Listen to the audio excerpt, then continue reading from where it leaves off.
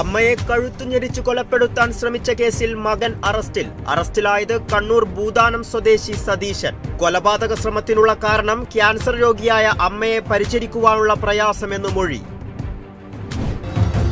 തിരുവനന്തപുരം കളിയിക്കാവിള കൊലപാതകത്തിൽ വാഹനം കസ്റ്റഡിയിലെടുത്തു പോലീസ്.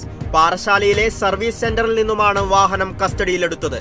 ദീപു വധക്കേസിൽ സർവീസ് സെന്റർ ഉടമയെ ചോദ്യം ചെയ്യൽ തുടരുന്നു.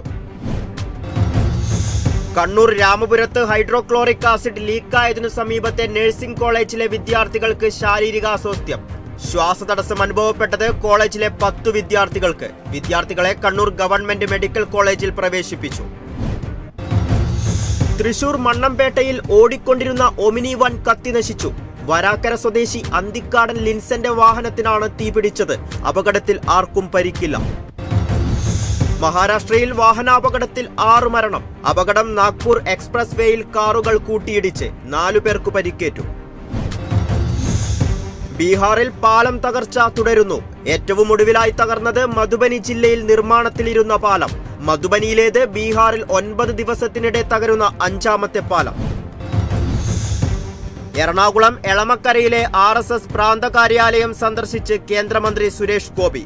RSSന്റെ മുതിർന്ന പ്രചാരകരുമായി കൂടിക്കാഴ്ച നടത്തി. കൊല്ലം കാരാളിമുക്കിൽ വൻ മോഷണം നടന്നത് ടെക്സ്റ്റൈൽസ്, ബേക്കറി എന്നിങ്ങനെ 4ഓളം കടകളിൽ. പണവും നിരവധി സാധനങ്ങളും മോഷണം പോയി. സംഭവത്തിൽ അന്വേഷണം ആരംഭിച്ച് ശാസ്താംകോട്ട പോലീസ്. കണ്ണൂർ തലശ്ശേരി കൊടുവള്ളിപ്പുഴയിൽ ചാടിയയാളുടെ മൃതദേഹം കണ്ടെത്തിയത് തലായി കടപ്പുറത്തുനിന്ന്. മരിച്ചയാളെ തിരിച്ചറിഞ്ഞില്ല. മൃതദേഹം തലശ്ശേരി താലൂക്ക് ആശുപത്രി മോർച്ചറി. തൃശൂരിൽ വൻ സ്പിരിറ്റ് വേട്ട.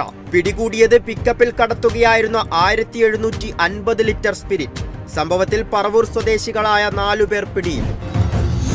ജ്ഞാനായ സമുദായ ഭരണഘടനാ ഭേദഗതി നടപ്പാക്കുവാനുള്ള നീക്കം തടഞ്ഞു കോടതി മരവിപ്പിച്ചത് സഭയിൽ പാത്രിയാർക്കീസിന്റെ അധികാരങ്ങൾ വെട്ടിക്കുറയ്ക്കുവാനുള്ള നീക്കം. സ്റ്റേ കോടതിയുടെ പരിഗണനയിലുള്ള കേസിൽ അന്തിമ തീർപ്പാകും വരെ.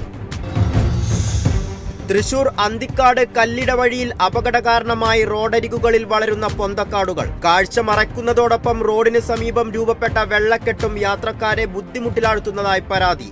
റോഡിലെ വെള്ളക്കെട്ട് ഒഴിവാക്കി കുഴികൾ അടച്ച് അപകട ഭീഷണി ഒഴിവാക്കണമെന്ന നാട്ടുകാരുടെ ആവശ്യം ശക്തം. നടി മീര നന്ദൻ വിവാഹിതയായി. ഗുരുവായൂർ ക്ഷേത്രത്തിൽ നടന്ന ചടങ്ങിൽ താലി ചാർത്തിയത് ലണ്ടനിൽ അക്കൗണ്ടന്റായ ശ്രീജു. വിവാഹ ചിത്രങ്ങൾ മീര സാമൂഹ്യ മാധ്യമങ്ങളിൽ പങ്കുവച്ചു.